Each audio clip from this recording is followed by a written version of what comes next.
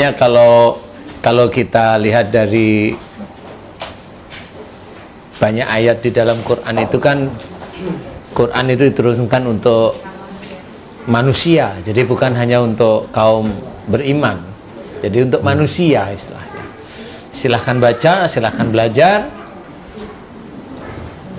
Inilah Allah, kan begitu ya ceritanya ya, dengan banyak sekali hukum-hukumnya dan ketentuan, dan banyak sekali dikuatkan dengan sunnah Rasul maupun hadis. Nah, kalau menurut saya mau bergembira di hari Lebaran ya, Idul Fitri itu silahkan, boleh-boleh aja. Kalau saya sih welcome aja, nggak ada persoalan menurut saya ya.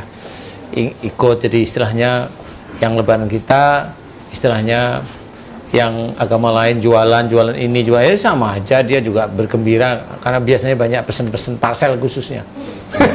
Jadi intinya adalah kalau memang kita mau bergembira, ataukah itu hanya untuk yang puasa atau yang tidak puasa, boleh, tapi kemenangan ini hanya yang berpuasa ya, yang kemenangan ini hanya untuk yang berpuasa.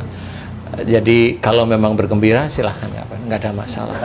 Nggak ada masalah, insya Allah. Idul Fitri memang milik siapa saja? Milik, ya jelas. Kalau bergembira silahkan sih. Kalau Fitri mah milik kita yang berpuasa sebenarnya ya, insya Allah seperti itu.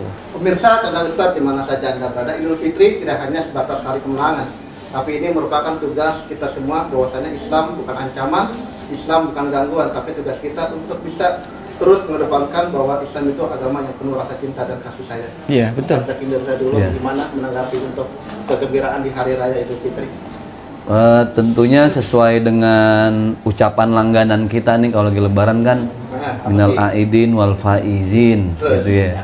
Cuman orang Indonesia nih langsung terjemahinnya mohon maaf lahir dan batin. Tentu Arabnya kemana, Indonesia kemana kan? Gak nyambung. Tapi minimal itu jadi satu tagline, satu slogan yang membuat kita semangat untuk terus minta maaf. Nggak cuma dari lahir tapi sampai ke batin. Karena minal aidin wal faizin itu artinya lebih ke semoga kita kembali menjadi manusia suci. Minal aidin wal faizin, semoga kita menjadi pemenang dari godaan hawa nafsu dan hawa nafsu setan kan. Cuman ya alhamdulillah di bulan Idul Fitri ini kan kita kembali menjadi suci nih, kayak bayi lahir lagi ya. Kita minta maaf tiap hari. Cuman kayaknya fenomena zaman dulu kita udah nggak ada ya. Iya. Dulu Lebaran tuh kayaknya seminggu nggak habis-habis ya. Iya benar. Muter-muter iya, gitu, bener. Semur di mana-mana gitu. Sekarang sehari kelar loh. Kenapa Kiai? Minta maaf di grup. Iya di grup, kayak pakai HP, pakai handphone urusan. Jadi yang udah mulai hilang itu nilai-nilai kebersamaan ketika berlebaran, apalagi ditambah COVID sekarang dengan pandemi kayak begini gitu. Untung masih bisa ketemu nih. Kan kalau online ribet nih. Silaturahimnya kita nggak bisa nyobain kue model begini. Yang repot, kue nanti pada pada nggak laku. Kenapa? Giliran Idul Fitri ini lo pakai masker, udah nggak pakai ngomong lagi, cuma pakai bahasa isyarat doang.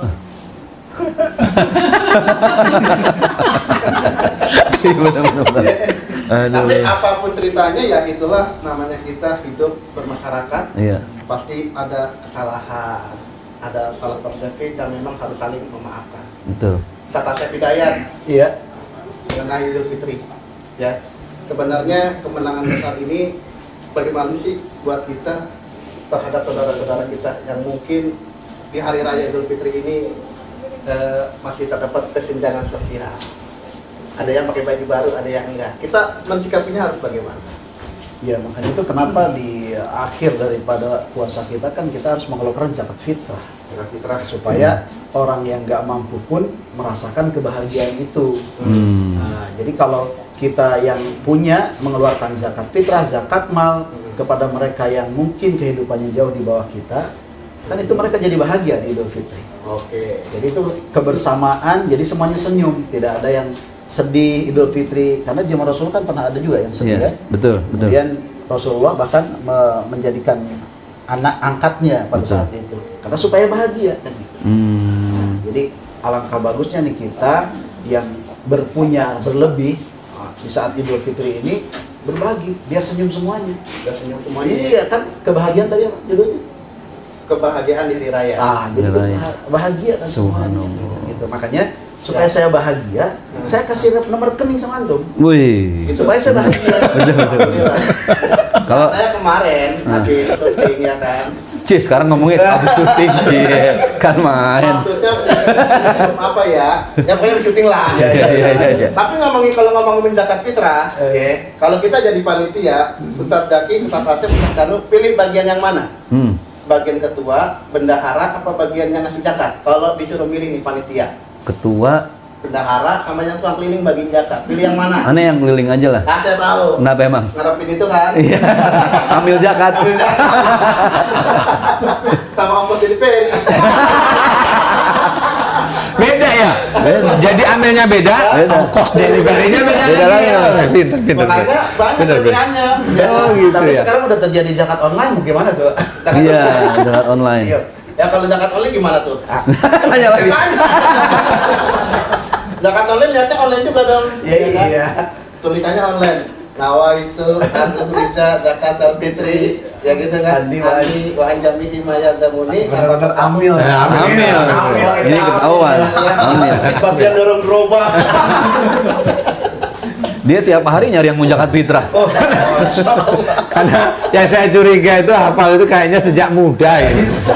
Ustaz Zaki sejak muda jadi amil ini. Ambil emang profesi dari SD tadi. Pantesan ini merek kokonya zakat. Kita kan keren-keren ya. Ini zakat. Nggak apa-apa ya, episode hari raya nggak apa-apa dah saya jadi bantalan ya. Nggak apa-apa. Kemarin kan dibantalin kan jadi bantalan.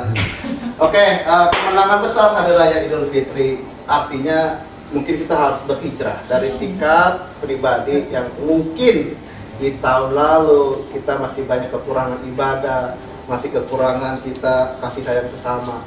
Idul Fitri menghadirkan sesuatu yang baru tentang akhlak dan pribadi manusia ke arah yang lebih baik, Ustaz. Iya, memang sebenarnya harusnya setiap saat itu kita berhijrah ya, setiap saat.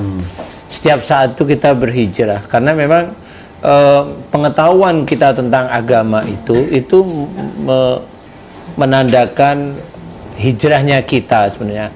Amal-amal soleh itu dari hijrahnya kita, kemudian dari hijrah kemudian kita bisa istiqomah, itu sebenarnya itu kan yang kita lakukan setiap saat seperti itu. Jadi bukan hanya timing Ramadan kemudian selesai Ramadan, ya boleh sih sebenarnya, cuma jangan kepancing di titik-titik seperti itu, karena kalau kita hanya terpancing di titik itu tuh khawatirnya ya seperti waktu-waktu tertentu baru hijrah seperti itu. Tapi kalau setiap hari itu kan sama seperti umpamanya kita sholat kemudian kita berdoa. Kalau doa kita itu doa yang sudah hafal itu kan normal ya. Coba doa kita yang betul-betul kita itu mencoba mengingat contoh umpamanya selama ini kita mengetahui bahwasanya ain syakartum lazidanakum wala in kafartum inna adzabil lasadid. Ayat yang kelihatannya ringan, tetapi sebenarnya kalau kita maknai ini sangat berat. Kalau kita diberi nikmat, kita harus bersyukur agar Allah menambah nikmat. Kalau kita kufur, menutupi nikmat atau dusta tentang nikmat Allah, di situ diceritakan siksa Allah amat pedih. Nah, yang jarang kita dengarkan bersyukur atas nikmat itu adalah bersyukur atas Allah memberikan kehidupan kita satu. Yang kedua adalah bersyukur Allah itu memberikan tubuh kita ini sangat jarang sekali. Yang sering kita dengarkan dari siapapun, bersyukur itu kalau sudah menerima hadiah, menerima amplop kah, menerima hasilkah, boleh bersyukur di situ tuh boleh, dan itu menjadi suatu kewajiban. Tetapi kalau itu wujudnya nikmat, itu kan sebenarnya bukan hasil dari nikmat sebenarnya, tetapi itu juga nikmat itu menjadi ujian kita. Jadi kalau ujian memang bukan itu yang harus kita syukuri secara garis besarnya, walaupun itu tetap kita harus syukuri. Tetapi pahamilah, dalam kita itu mencari rezeki Allah itu kan kita menggunakan kaki, menggunakan sendi untuk bisa jalan, menggunakan tangan. Kita kalau dakwah itu menggunakan lisan, pikiran untuk mengingat ayat-ayat Allah, untuk mengingat hadis, ya. Kemudian mengingat lagi gimana caranya saya saya dakwah ini, jamaah itu faham yang saya dakwahkan. Gimana kalau saya dakwah ini jangan sampai saya itu malah mengajari yang salah. Itu kan berpikir beneran, kemudian dijaga. Nah, dari titik itu kan sebenarnya ada nanti korelasinya, bisa aja jamaah itu seneng, kan begitu ya. Jamaah itu faham. Jadi, mamanya kalau kita dakwah itu kan bukan hanya memberikan ilmu. Ilmu itu sejak dulu begitu. Tetapi memberikan pemahaman kepada jamaah itu yang sulit. Nah, pada saat jamaah itu faham, itulah menjadi amal. Jadi amal kita tidak hanya cuma memberikan ilmu. Karena ilmu semuanya kayaknya tahu kebanyakan, tapi memberikan pemahaman dan itu diaplikasikan menjadi amal soleh sehari-hari, itulah yang sulit.